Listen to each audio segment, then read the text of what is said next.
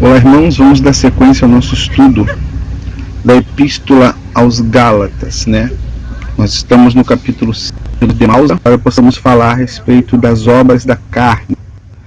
O que Paulo fala? Ele começa esse capítulo 5 falando, né, a respeito dessas obras e o que fazer. Paulo, ele diz o seguinte, olha: portanto vos afirmo, vivei pelo Espírito, e de forma alguma satisfareis as vontades da carne. Então Paulo nos manda viver no Espírito, andar no Espírito, né? Obedecer ao Espírito Santo, ser sensíveis à voz do Espírito Santo, porque ele nos fala, nos mostra o que devemos ou não fazer. Ele fala pra gente, ele é o nosso guia, ele nos orienta, ele é o nosso professor. Então nós temos que manter uma comunhão com ele 24 horas por dia, para que não venhamos cair, né, nessa tentação de satisfazer as vontades da nossa carne. E logo abaixo, a partir do versículo 19, Paulo ele começa a enumerar esses pecados da carne. E ele divide em 4 classes. Ele divide em pecados de impureza, né? Impureza sexual, podemos dizer assim, voltados para a parte sexual. Impureza espiritual, né? E ligado também à religiosidade. Então seria uma impureza espiritual e religiosa. Os pecados contra outras pessoas e os pecados que mostram assim falta de domínio próprio, aquelas pessoas que não conseguem se dominar. Então, vamos falar a respeito primeiro desses pecados de impureza sexual. O primeiro deles, a prostituição, né? Quando fala-se de prostituição, a gente entende que é um ato sexual ilícito, né? É muito amplo isso daí, mas é basicamente esse ato sexual ilícito de se prostituir ou de vender o corpo, né? Ou comprar, né? Antigamente, né? Eles tinham isso, que a prostituição era você comprar o amor, né, da pessoa. Então seria essa prostituição sexual. Pessoa se vender por dinheiro. A impureza em si, né, ela é basicamente a sujeira, né? E essa sujeira também pode ser ligada à parte sexual. A pessoa que é impura, né, tem pensamentos impuros. O próprio Senhor Jesus, ele diz lá, né, que não precisa nem praticar um ato sexual com uma pessoa para estar se prostituindo, mas só em você pensar, só em você ter pensamentos impuros com essa pessoa, você já está se prostituindo. Então essa impureza, ela acaba levando a pessoa à prostituição de fato, né? Ao ato de prostituição. E ele coloca dentro dessa classe também a lascívia, que é a pessoa que perdeu o pudor, perdeu a vergonha, né, de praticar esses atos e principalmente de se prostituir. É a pessoa que faz isso abertamente. Então ela perdeu esse temor, ela perdeu essa vergonha dos seus pecados sexuais. Então isso aí é a lascívia.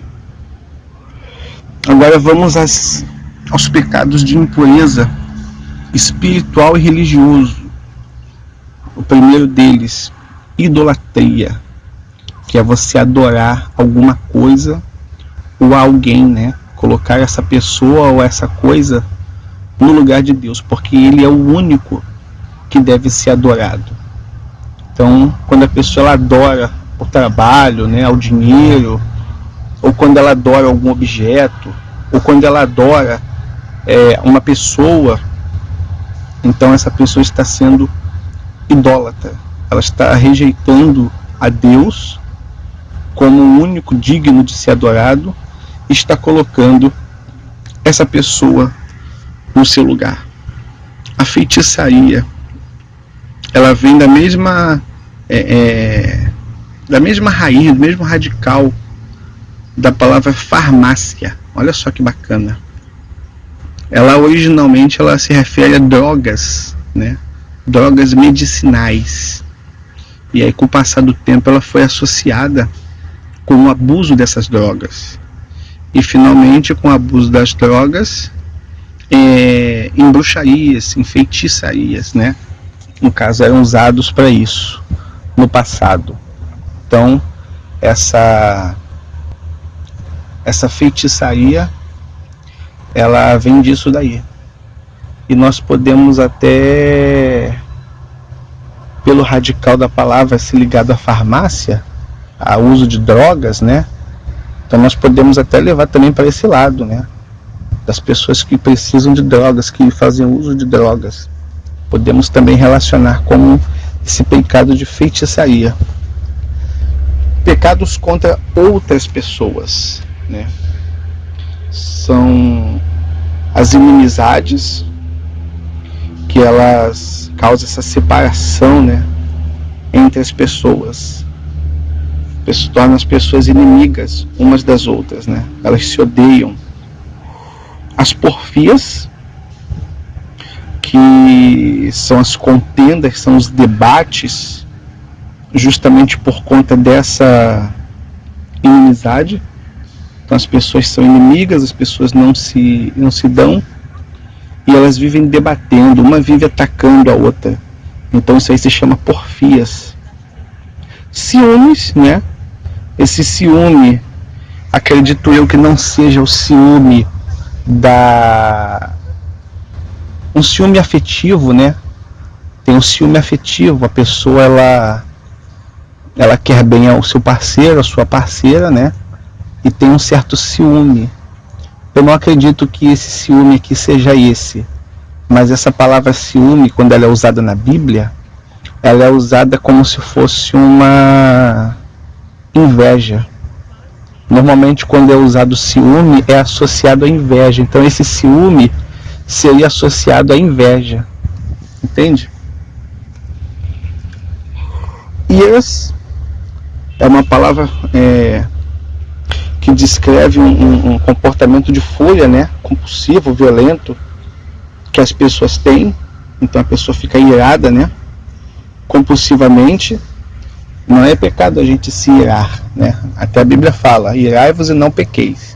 Mas a pessoa sustentar esse sentimento dentro dela, de ira, de furor, né, por muito tempo, então isso acaba se tornando em pecado, que foi o que Paulo disse, né? Que é assim, você pode até ficar irado, revoltado com uma certa coisa, em um dado momento. Mas claro, se você segue a orientação de Paulo, de andar no Espírito, então você não vai fazer a vontade da carne, que é permanecer irado, mas você logo vai abrir mão dessa ira, né? Vai trocar essa ira pelo perdão.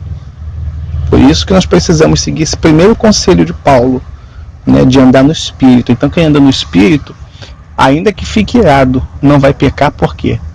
Porque vai dar lugar ao perdão no lugar dessa ira. E até a própria Bíblia fala que nós não devemos desejar a vingança, né? Fazer justiça com as próprias mãos. A Bíblia fala que a nossa ira, ela não produz a justiça de Deus. Então se eu quero a justiça de Deus, eu tenho que colocar na mão dele. E não ficar irado, não ficar alimentando esse sentimento dentro de mim. O próximo são as discórdias, né? Que são as dissensões, justamente por causa de, muitas das vezes, do egoísmo, né, do egocentrismo do ser humano. Então causa discórdias. É tudo parecido, tudo semelhante, né? As dissensões, né, que são divisões, quando as pessoas elas querem buscar os seus próprios desejos, né, seu ponto de vista. Então há essas dissensões. As facções, que é você criar seitas, criar partidos, né? Criar denominações. Então as denominações que nós vemos hoje se enquadram nessa vontade da carne aqui, ó. facções. Lá em 1 Coríntios estava vendo isso, né? Estava começando essa facção, quando uns diziam eu sou de Paulo e outros diziam eu sou de Apolo, né? E como tem hoje, eu sou a Universal, eu sou da Mundial, eu sou batista, eu sou assembleiano. Então há essas facções, foi criada essas facções. E se você procurar estudar a origem dessas denominações, todas elas, se você procurar estudar a história da igreja, você vai ver que realmente todas as denominações surgiram justamente por causa disso, por causa dessas facções, né? Por causa dos seus líderes fazerem a vontade da carne, não estavam satisfeitos uns com os outros, brigaram, e por causa dessas brigas, né? Por causa dessas divisões, por causa das discórdias, por causa dos ciúmes, né, por causa das amizades, então foram criadas essas facções chamadas denominações, né? Só para você ter uma pequena noção, um breve resumo, o livro de Atos, ele descreve a igreja de Cristo, a igreja pura, a primeira igreja, né? Quando foi criada pelo Espírito Santo lá no dia de Pentecostes. Então a igreja começou a crescer, começou a se desenvolver. Não tinha placa, não tinha título, não tinha denominação, não tinha nada do que a gente vê hoje. Então, depois que os discípulos morreram, algumas pessoas movidas por essas vontades da carne começaram a criar essas facções, essas divisões, e a coisa se intensificou por volta do ano 300, que foi quando se levantou o imperador Constantino. Então esses falsos cristãos se juntaram a ele e criaram, né, deram um nome, deram um título, uma denominação para aquela igreja simples de Atos, que foi a igreja única, a igreja universal, que quer dizer católico. Católico quer dizer universal, uma única igreja. Então eles criaram a primeira denominação, que foi a católica.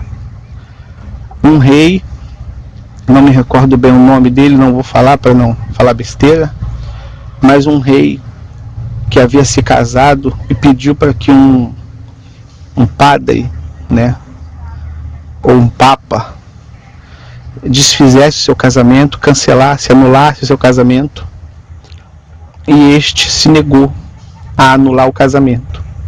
Então esse rei, com raiva, né, da cúpula católica, por não querer obedecer ao seu pedido e anular esse casamento, então esse rei rompeu com a cúpula católica romana, pegou as igrejas, os templos católicos que havia no seu reinado, se tornou o cabeça, né, o padre ou o papa daqueles templos, e deu o nome de Anglicana.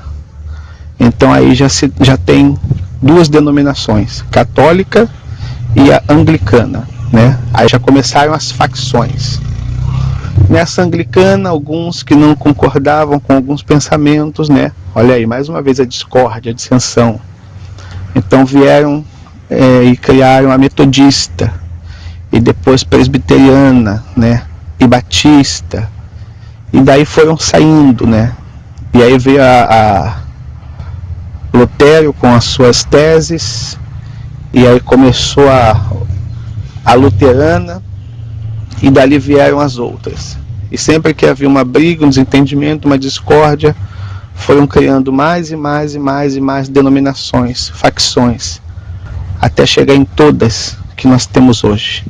Então todas elas vieram disso, de desentendimentos, né?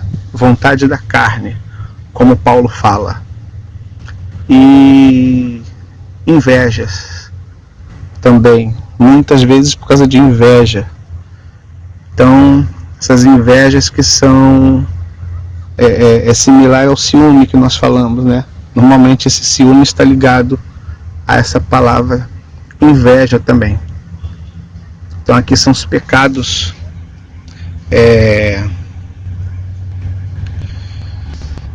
pecados contra pessoas. E tem os pecados que Paulo enumerou, que demonstram falta de domínio próprio, que encabeça aí a bebedice, né?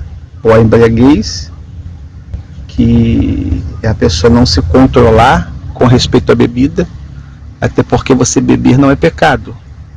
Se você for ver em toda a Bíblia, né? Homens de Deus, eles bebiam, né? Bebiam vinho, e em algumas vezes até bebida forte. A Bíblia só faz uma ressalva para que os sacerdotes, quando iam ministrar diante de Deus em favor do povo, eles não deveriam beber nenhum tipo de bebida alcoólica. Mas depois que ele apresentasse as ofertas, os sacrifícios, os incensos, então ele podia retomar a sua vida novamente e até beber, né, do que o povo levava em forma de dízimos e ofertas e tudo mais. Você vê aí que o próprio Senhor Jesus participou da ceia, e na ceia tinha vinho, e alguns defendem que o vinho não era alcoólico, mas não tem essa.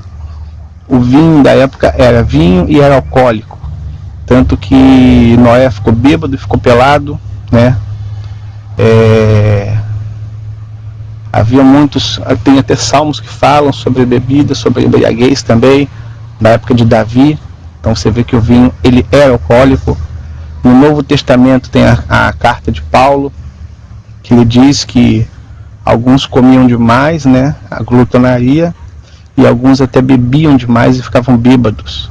Então veja que o vinho, ele era alcoólico sim. Então o problema não era você beber, porque na ceia tinha vinho. O problema é a pessoa se embriagar, é a pessoa não ter o domínio próprio. A vontade da carne está na falta de domínio, que é a classe que ele enumera, inclusive a bebida, né? No caso a embriaguez, bebedice. E as glutonarias, né? Que é você comer demais, você não consegue se dominar quando você vê comida. Então a pessoa, ela come demais. Assim como beber não é pecado, comer também não é pecado. Mas onde está o pecado? Na falta de controle. Então tanto a pessoa que bebe demais, como a pessoa que come demais, ela está cometendo pecado. Então você vê que é uma coisa bem simples, né? Comida. Comida não é pecado. Não é pecado você comer. Você precisa comer, você tem essa necessidade. Mas a partir do momento que você não se domina, então você passa a pecar por falta de domínio próprio. Porque você está satisfazendo a vontade da carne. E ele termina dizendo, e coisas semelhantes a essa. Então, não é só isso que ele enumerou. Algumas pessoas, elas pensam que é só aquilo que está escrito ali. Não. Tem outras coisas que são semelhantes. Então, por isso que nós temos que usar o nosso bom senso sempre. Sempre quando nós formos ler a palavra de Deus, nós temos que procurar ter bom senso, para que a gente possa compreender o que está ali nas entrelinhas. Tá bom? Nós vamos fazer um outro áudio, outro vídeo, falando agora sobre o fruto do Espírito Santo. Que Deus abençoe a todos, irmãos.